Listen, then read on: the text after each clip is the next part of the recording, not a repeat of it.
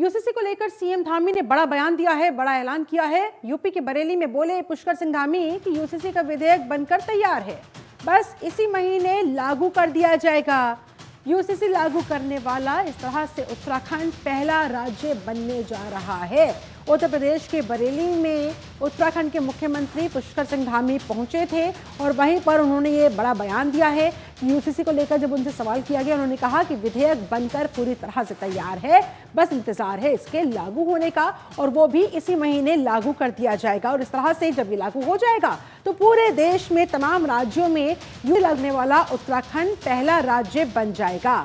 ये बड़ी उपलब्धि उत्तराखंड के नाम होने वाली है। इसी महीने यूसीसी उत्तराखंड में लागू होने वाला है। उत्तर प्रदेश के बरेली पहुंचे थे पुष्कर सिंह धामी, जहां उन्होंने दिया ये बड़ा बयान यूसीसी को लेकर। नहीं, देवभूमि उत्तराखंड को एक गौरव आप सबको प्राप्त हो गया है कि देश की आजादी के बाद जो देश का संकल्प था कि पूरे देश के अंदर समान नागरिक संहिता का कानून बनना चाहिए। बाबा साहब भीमराव अंबेडकर जब भारत का संविधान बना रहे थे, वह भी भारत के संविधान के अनुच्छेद 44 में इसका प्रावधान करके गए कि प्रदेश और देश में समान नागरिक संहिता लागू होनी चाहिए।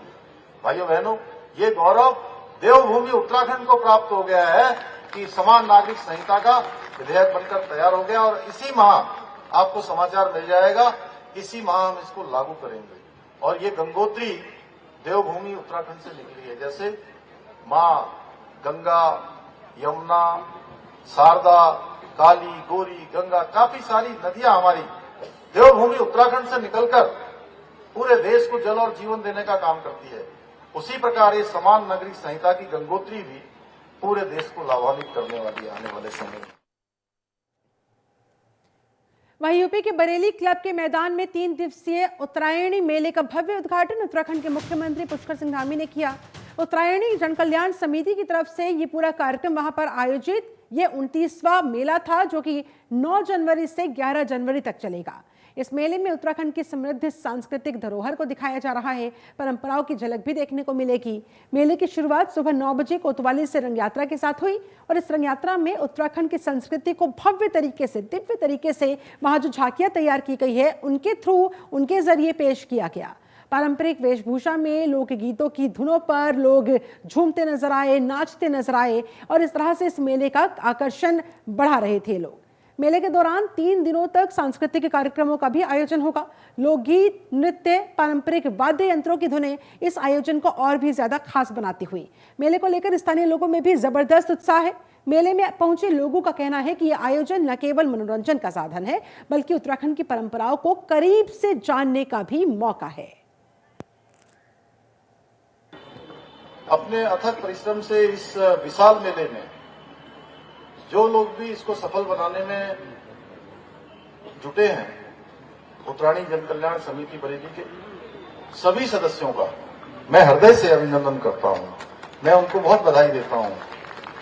भाइयों बहनों, आदरणीय प्रधानमंत्री जी के देश के प्रधान सेवक बनने के पश्चात पूरे भारत में विकास भी और विरासत भी के उद्घोष के साथ आज सांस्कृतिक महत्वपूर्ण मंच प्रदान करेगा, हमारी खेल प्रतिभाओं को आगे बढ़ने का अवसर देगा, अपनी प्रतिभा को निखार सकेंगे और उसके माध्यम से राष्ट्रीय तथा अंतर्राष्ट्रीय स्तर पर खटीमा सहित पूरे राज्य का गौरव बढ़ा सकेंगे, अपनी पहचान बढ़ा सकेंगे। ये स्टेडियम जो आधुनिक सुविधाएं हैं उनसे सुसज्जित है। यहां पर बास्केटबॉल, फुटबॉल, वॉलीबॉल, कबड्डी जैसे खेल के मैदानों का निर्माण किया गया है। साथ ही खिलाड़ियों के ठहरने के लिए हॉस्टल और इंडोर कार्यक्रमों के लिए एक बहुउद्देशीय हॉल का भी ये निर्माण किया गया है, जिसको आप लोग देख रहे हैं। आप सबको जानकर अत्यंत प्रसन्नता होगी कि इस नए स्टेडियम में जो इस बार हमारे राज्य को एक बहुत बड़ा आयोजन 38वें राष्ट्रीय खेलों के आयोजन की मेजबानी करने का अवसर मिला है, ये पूरे हमारे खिलाड़ियों के लिए भी, पूरे राज्यवासियों के लिए एक बहुत बड़ा अवसर है। और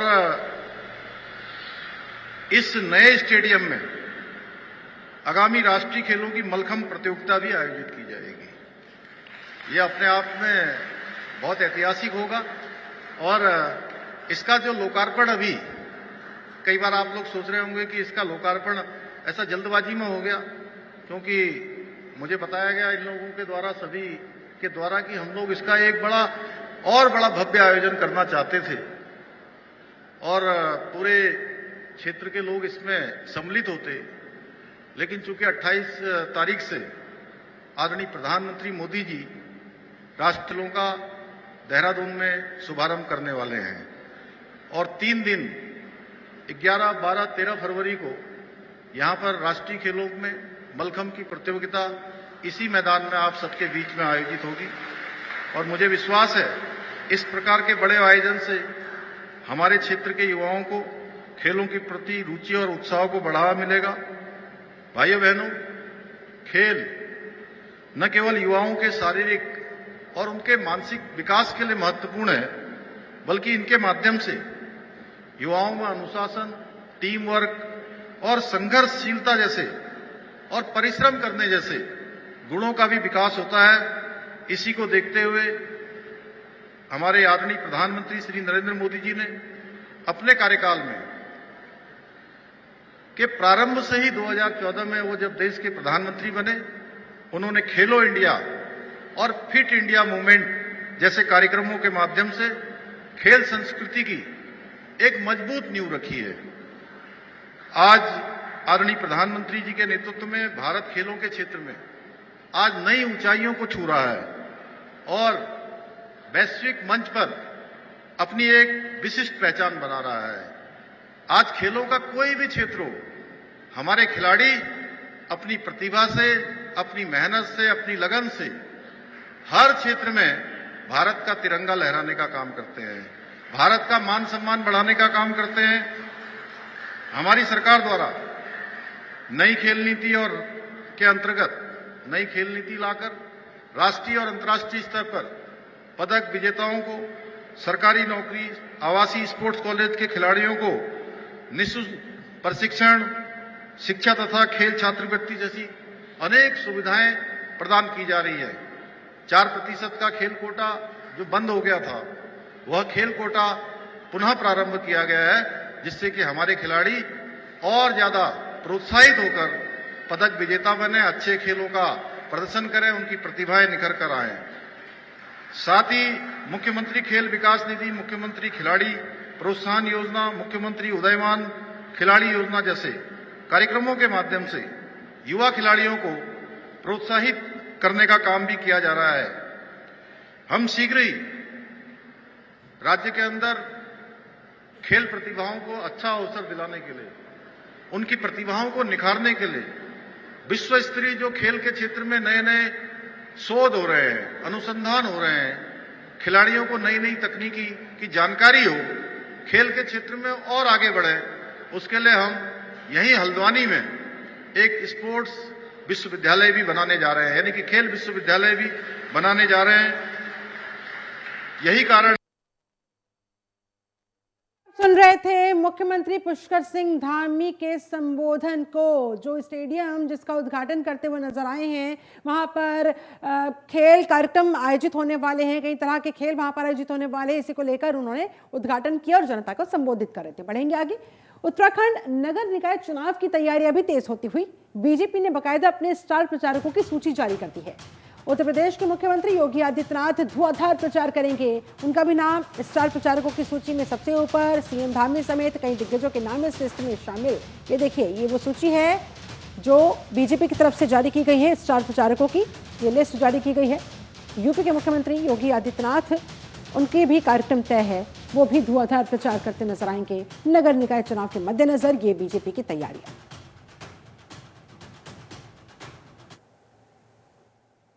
हरिद्वार में बीजेपी ने चुनाव प्रचार को नई गति दी। नगर विधायक मदन कौशिक ने चुनावी रथों को हरी झंडी दिखाकर रवाना किया। कार्यकर्ताओं से बीजेपी की नीतियों के बारे में, विकास योजनाओं को घर घर पहुंचाने का भी आह्वान किया गया। चुनाव प्रभारी ज्योति गैरोला ने कहा कि बीजेपी कार्यकर्ताओं के दम पर ही पार्टी यहां आगे बढ़ रही है, जन जन तक पहुंच रही है और कांग्रेस अभी से हार मानने लगी है। जिलाध्यक्ष संदीप गोयल ने बताया, बीजेपी को जनता का भरपूर समर्थन मिल रहा है। कार्यक्रम में कई वरिष्ठ नेता और कार्यकर्ता मौजूद रहे। बीजेपी नेताओं ने कहा, सबका साथ सबका विकास के नारे के साथ पार्टी हर वर्ग के हित में काम कर रही है, जनता का भरोसा जीत रही है।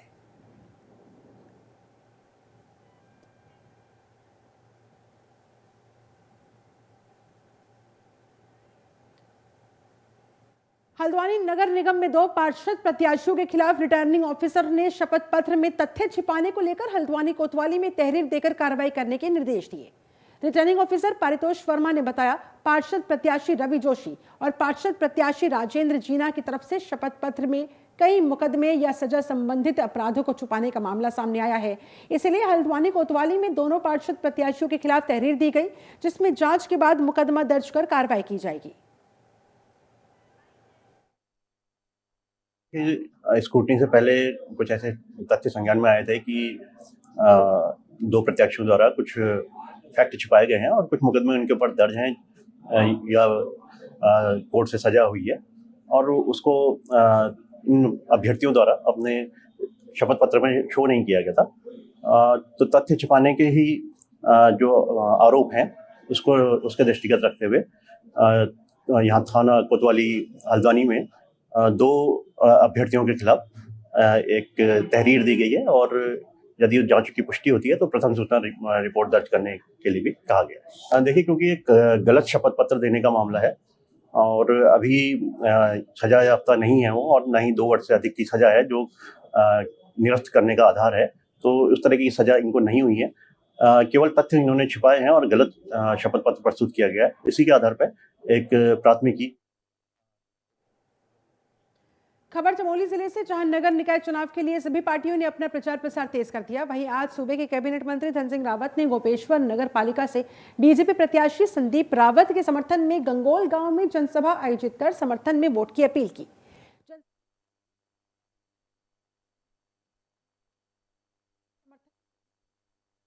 तौर पर बीजेपी प्रत्याशी आगामी नगर निकाय चुनाव में रिकॉर्ड तोड़ मतों से जीतेंगे। सेड में भी था और उसके बाद मैं आज गोपेश्वर में आया हूँ। जितना उत्साह देख रहा हूँ मैं हमारे संदीप रावत बबलू भाई के प्रति, मैं ये कह सकता हूँ कि रिकॉर्ड वोटों से चुनाव जीतने जा रहे हैं। और वो देखिए, बहुत ईमानदार नेता हैं। वो यहाँ पहले भी पालिका अध्यक्ष रहे हैं। उन्होंने अपने कार्यकाल में बहुत सारे काम किए हैं और अभी मैं कह सकता हूँ कि आप तो भारतीय जनता पार्टी के सैंपल पे चुनाव लड़ रहे हैं, राष्ट्रीय पार्टी के साथ वो आ रखे हैं और ऐसी पार्टी के साथ आ रखे हैं जिनकी केंद्र में भी सरकार है, प्रदेश में भी सरकार है। मैं कह सकता हूं कि गोपेश्वर नगर पालिका में अब विकास की जो रफ्तार है वो 3 गुना बढ़ जाएगी। और जितना रिस्पांस मैंने देखा है लोगों का, बबलू भाई यहाँ के बहुत जन नेता हैं, जनप्रिय नेता हैं और मैं कह सकता हूँ कि भारतीय जनता पार्टी चमोली जिले में रमेश मैखरू जी के नेतृत्व में हर पंचायत और हर नगर पालिका चुनाव जीतेगा। नगर पालिका परिषद नगला से निर्दलीय प्रत्याशी डॉक्टर विक्रम सिंह माहोड़ पूजा अर्चना के बाद अपने चुनावी कार्यालय का शुभारंभ करने के बाद मुख्य बाजार में जनसंपर्क किया। इस दौरान डॉक्टर विक्रम सिंह ने कहा, चुनाव जीतने के बाद उनकी पहली प्राथमिकता नगला की जनता को भूमि का हक, मालिकाना हक दिलाना है। इसके साथ ही हर छोटे बड़े विकास कार्यों को करना उनकी प्राथमिकता में रहेगा। उन्होंने कहा, एक बाहरी प्रत्याशी को जनता को जबरन थोपा जा रहा है, जो नहीं होना चाहिए।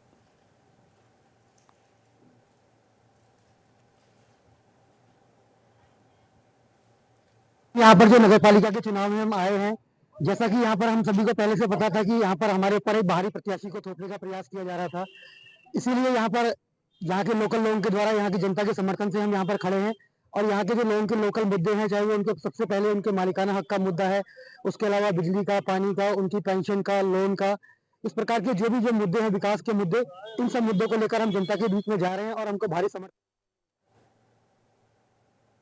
उत्तराखंड में निकाय चुनाव के बाद धामी सरकार दायित्व बांट सकती है। उत्तराखंड बाल अधिकार संरक्षण आयोग और महिला आयोग के अध्यक्ष की कुर्सी खाली हो चुकी है। दोनों ही आयोगों के अध्यक्षों का 3 साल का कार्यकाल इस हफ्ते खत्म हो गया। इन आयोगों के साथ ही श्री बद्री केदार मंदिर समिति के अध्यक्ष का कार्यकाल भी खत्म हो गया। इस तरह से 3 पद खाली है। वहीं राज्य में उत्तराखंड अल्पसंख्यक आयोग के अध्यक्ष की कुर्सी पिछले 1 साल से खाली पड़ी है। सरकार ने उत्तराखंड बाल अधिकार संरक्षण आयोग में डॉक्टर गीता खन्ना को अध्यक्ष बनाया था। 6 जनवरी 2022 को उन्हें अध्यक्ष बनाए जाने के साथ ही आयोग में 6 सदस्य नामित किए गए थे। आयोग के अध्यक्ष के साथ ही इन 6 सदस्यों का कार्यकाल भी खत्म हो गया।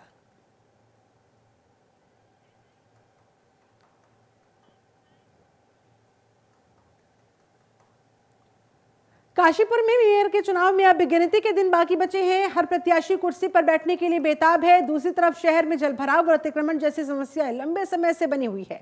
जनता समाधान की राह ताक रही है। जनता की निगाहें शहर के नए विकास से ज्यादा पुरानी जो समस्याएं हैं कम से कम उनका निस्तारण हो जाए उस पर टिकी हुई है। हर साल बरसाती पानी उनके घरों में घुसता है, उनकी नींद उड़ा देता है, उनके घर के सारे सामान को खराब कर देता है।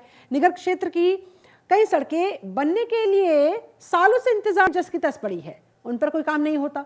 स्ट्रीट लाइट ना होने की वजह से रात के समय लोगों को परेशानियों का सामना करना पड़ता है। इस दिशा में कोई काम नहीं हुआ।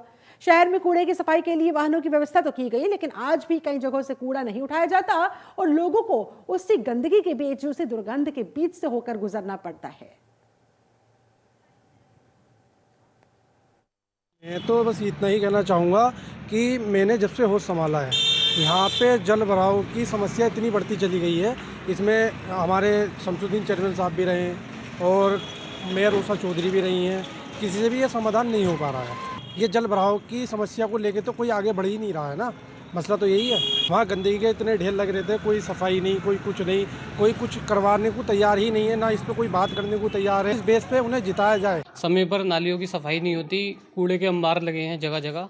स्ट्रीट लाइनें कुछ जलती है, कुछ नहीं जलती, लेकिन लोग इससे परेशान है कि चिराग तले अंधेरा, तो वही हिसाब है। निगम तो है पास में, लेकिन निगम के बिल्कुल बगल में ही क्या समस्या है इस और निगम कोई ध्यान नहीं देता। प्रत्याशी आते हैं, प्रत्याशी चले जाते हैं। निकाय चुनाव के बाद प्रदेश में धार्मिक यात्रा के सुरक्षित और सुव्यवस्थित संचालन के लिए उत्तराखंड धर्मस्व और तीर्थाटन परिषद को हरी झंडी दिखा दी जाएगी। उच्च स्तरीय समिति ने परिषद के स्वरूप, इसके गठन और संचालन को लेकर ड्राफ्ट तैयार कर शासन को सौंप दिया है। मुख्यमंत्री पुष्कर सिंह धामी की मंजूरी के बाद इसे आगामी प्रदेश मंत्रिमंडल की बैठक में लाया जा सकता है। परिषद बनाए जाने के संबंध में तैयार ड्राफ्ट प्रस्ताव को मुख्यमंत्री के सामने भी पेश किया जा चुका है।